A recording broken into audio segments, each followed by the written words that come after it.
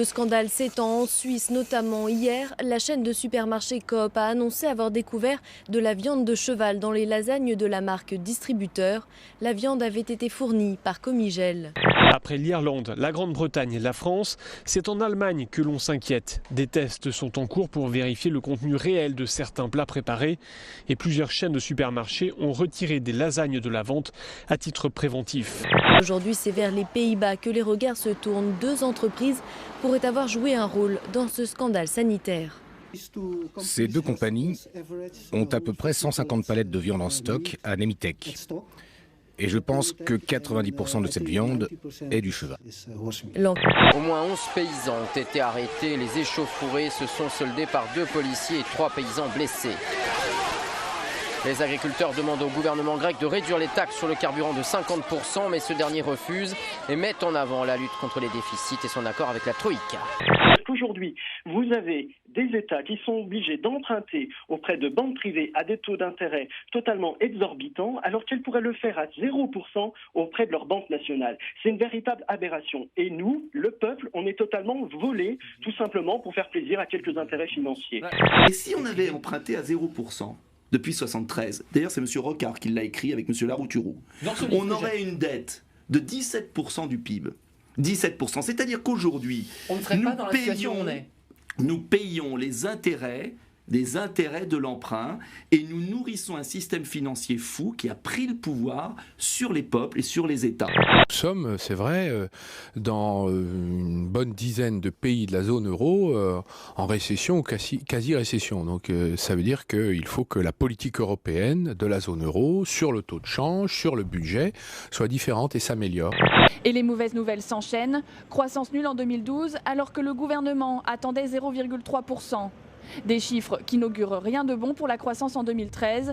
Bercy l'estimait à 0,8%. Nous constatons que le chiffre de la croissance n'est pas bon pour l'année 2012, c'est autour de 0%. Et donc nous savons aussi que la croissance 2013 devra être repensée dans le cadre des procédures qui existent. Vous avez été trop optimiste, vous le pensez, aujourd'hui ? Non, nous ne serons pas exactement, je le pense, aux 3% en 2013. Pour une raison simple, c'est que la croissance aujourd'hui en France, en Europe et dans le monde est plus faible que prévu. Voilà la réalité. Maintenant, je voudrais dire d'où nous venons, parce que c'est important de se le rappeler. Les socialistes, le gouvernement a cassé la croissance avec une overdose d'impôts. Et quand il n'y a pas de croissance, eh bien évidemment, on ne peut pas tenir les objectifs de déficit. Si vous avez aujourd'hui, mettons, une croissance de 0,3, 0,4 pour l'année, c'est déjà... Les chiffres viennent de tomber, 0% de croissance sur l'année. Quant au déficit, je suis bien placé pour savoir, comme dit le comité des finances, que c'était 5,2%. Vous m'entendez, 5,2%, avec une dégradation de l'effort structurel au cours du dernier quinquennat. Donc ils n'ont aucune leçon à donner. Nous faisons le travail, nous redressons la France, mais si nous avons à la redresser de cette façon-là, c'est bien parce qu'il y a eu une dégradation. Dans ce contexte, le salaire du PDG de Renault fait polémique.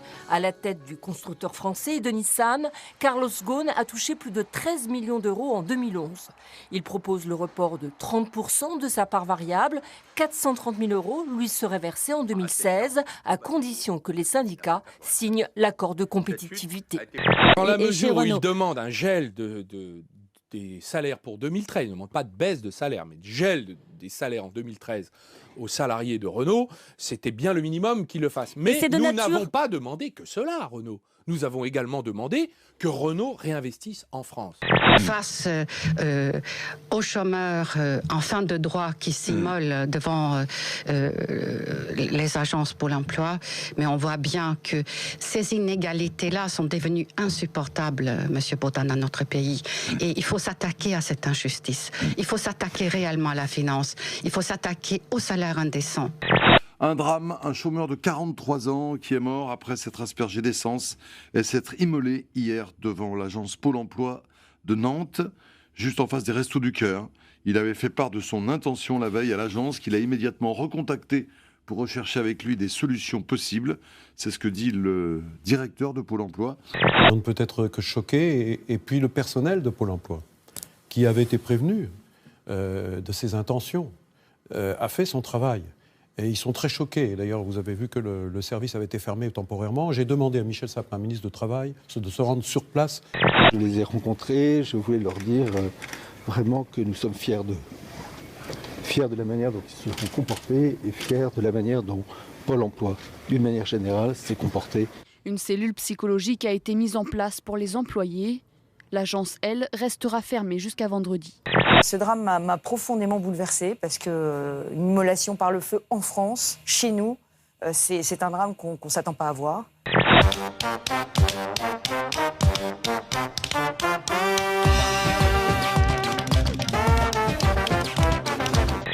En 2014, candidat à Bordeaux. Et 2017 maire de Bordeaux, j'espère. Et exclu de faire autre chose Vous voulez bien m'inviter en 2015